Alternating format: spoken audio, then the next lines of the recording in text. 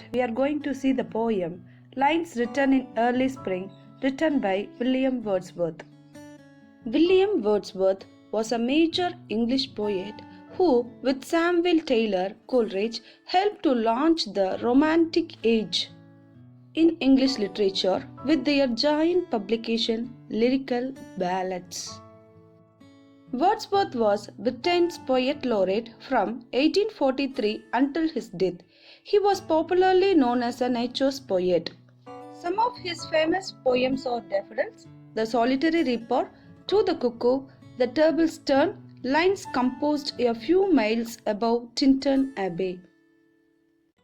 Now let's see the background of the poem. The famous English poet William Wordsworth wrote the poem Lines Written in Early Spring. This piece was first published in the collection Lyrical Ballads in 1798. Though not under his name, it was then published again, crediting Wordsworth as the poet in the second edition of Lyrical Ballads in 1800. Now let's see the structure of the poem. The poem consists of 6 quatrains, each with its unique ABAB rhyming scheme. All lines are written in iambic feet. As a result, the rhythm of the poem is generally constant. This lends to its musicality when read aloud, thus falling in the place with the ballads. This composition by Wordsworth is in a form of a ballad and consists of 6 quatrains. This poem was included in the preface of Lyrical Ballads. In this poem, Wordsworth expresses his appreciation of the beautiful nature and his concerns regarding to the path the humanity is learning towards. The poem is set in a landscape of beauty, a small woodland grove.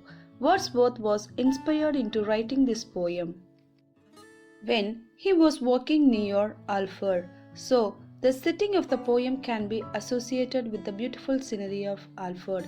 Now, let's get into the poem, the first quatrain.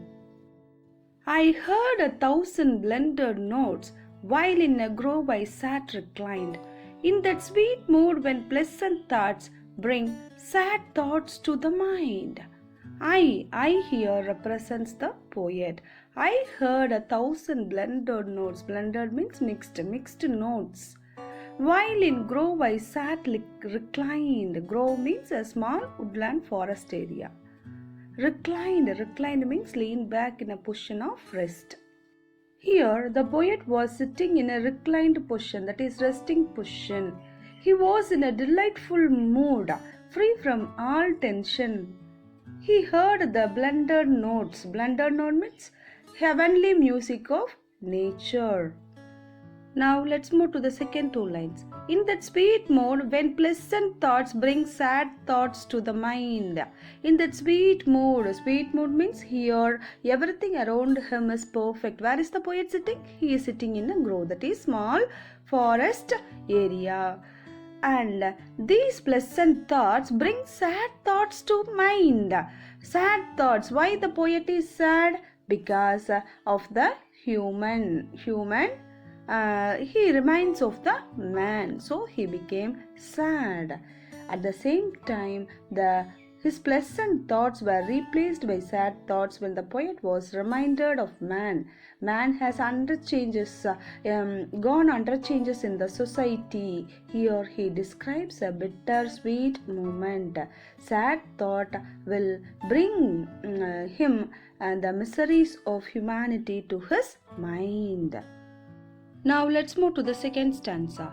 To her fair works did nature link the human soul that through me ran, and much it grieved my heart to think what man has made of man.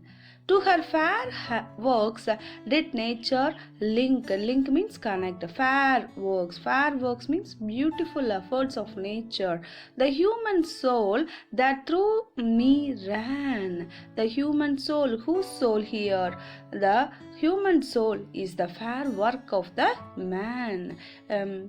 Nature is beautiful. It is a pleasure for man to associate himself with nature. These lines tells that nature is linked to the human souls. Let's move to the second two lines.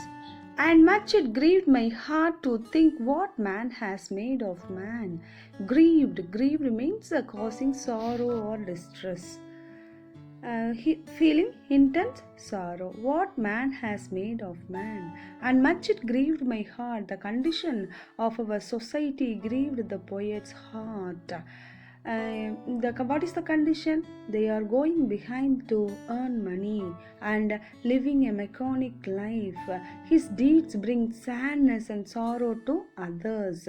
Man himself is the cause of his miseries. The poet is broken-hearted when he thinks of man's injustice to man. That's why he says, what man has made of man. He feels very sad and asks himself why man separated himself and ignores nature when it provides him everything to make him happy. Let's move to the next stanza. Through primrose tufts in that green bower, the periwinkle trailed its fruits, and it's my faith that every flower enjoys the air it breathes. So now the poet goes to the observation of nature. Through primrose tufts. Primrose is a flowering plant which is yellow flower. Tufts means bunches of plants. The periwinkle. What do you mean periwinkle? Periwinkle is a blue color flowering plant.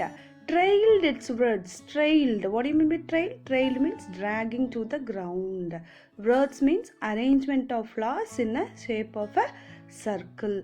So here the poet observes the nature. The poet is sitting in the bower. Bower means shady place under the trees. He sees branches of primrose flowers in bunches in that sweet bower. The blue flowers of the periwinkle appears on them like garlands. Garlands means wreaths. Wreaths means garlands. The poet says that he has faith that the beautiful flowers absorbs the pleasant of the beautiful flowers. Now let's move to the next two lines. And it's my faith that every flower enjoys the air it breathes. The poet has a strong faith on seeing these flowers. He believes that every flower enjoys every ounce of air it breathes. The poet has a faith that the flowers are enjoying every ounce of air they breathe. Every flower opens its petals and enjoys the air around. They are thankful for besides nature. The poet finds delightful in observing nature as it peaks in all splendor and beauty. Now let's move to the next stanza. The birds around me hopped and played, their thoughts I cannot measure, but the least motion which they made, it seemed a thrill of pleasure. Hopped means making short jumps. Motion means act of moving. Thrill means sudden excitement. The poet continues to observe nature and describes, the birds around me hopped and played, their thoughts I cannot measure. The birds playing and hopping around the poet. He says that he cannot measure their thoughts. But the least motion which they made, it seemed a thrill of pleasure. Thrill means excitement, pleasure means joy. But the poet does not understand their language. He recognizes every slight movement of birds seem to exhibit the happiness of the birds. Those movements are out of pleasure and joy. Let's move to the next stanza. The budding twigs spread out their fan to catch the breezy air, and I must think, do all I can, that there was pleasure there. Budding means beginning to develop. Twigs means small branches of a tree. Catch means capture. Breezy means strong wind. The budding twigs spread out their fan to catch the breezy air. Again, he provides willingness of events occurring in nature. The small newborn leafless buds branches expands its twigs to get the air they need. They spread out to catch the flowing breeze, which is sweet and light. And I must think, do all I can, that there was pleasure there. And all that poet can do is gather pleasure in their existence. What he thinks was that he was perfect happiness in nature. When the poet finds joy in nature around him, he says that all he can do is to gather pleasure in their existence. Existence means presence, the presence of nature. Now let's move to the last stanza of the poem. If this belief from heaven is be sent, if such be nature's holy plan, have I not reason to lament what man has made of man? Belief means faith. Holy means sacred. Reason means cause. Lament means mourning. That is expressing sorrow or unhappiness. Having watched the endless beauty of nature, the poet is worried of his mankind. If it is belief sent by heaven, heaven here represents God. God has given us nature to enjoy its beauty.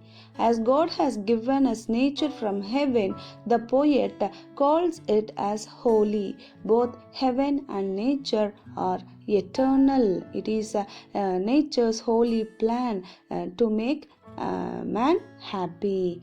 But have I not reason to lament what man has made of man? Lament means expressing sorrow or unhappiness. The poet questions that if this is heaven, the nature is heaven and is the holy plan of nature, then what has man made of man, that is himself and his kind, by separating from such a wonderful joy? But man ignores the immense and eternal pleasure in nature. Instead, he separates himself from it. So the poet says he is reasonable to lament for his man. He thus says, what man has made of man? The humanity and the miseries are inseparable. So the poet concludes the poem by emphasizing that he has a good reason to lament the distress man unnecessarily brings upon himself.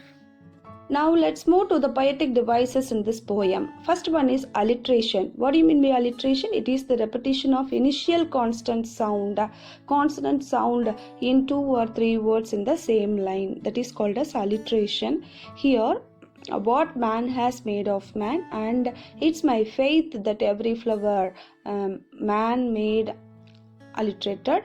Faith, flower, alliterated. Hyperbole means exaggeration.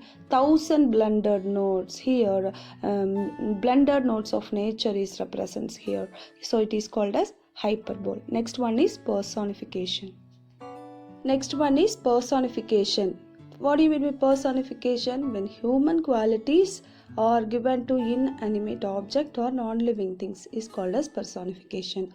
Here, to her fair works did nature link nature, and it's my faith that every flower breathes its air. That one. The budding twigs spread out their fan, catch the breezy air. These are the personification.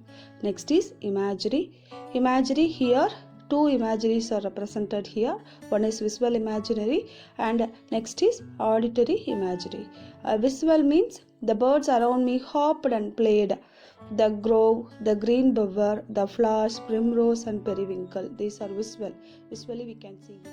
The second one is auditory imagery. Auditory means we can hear. So here the line, I heard 1,000 blundered notes. The poet is hearing the blundered notes of nature is auditory imagery. If you like, subscribe the channel. Thanks for watching.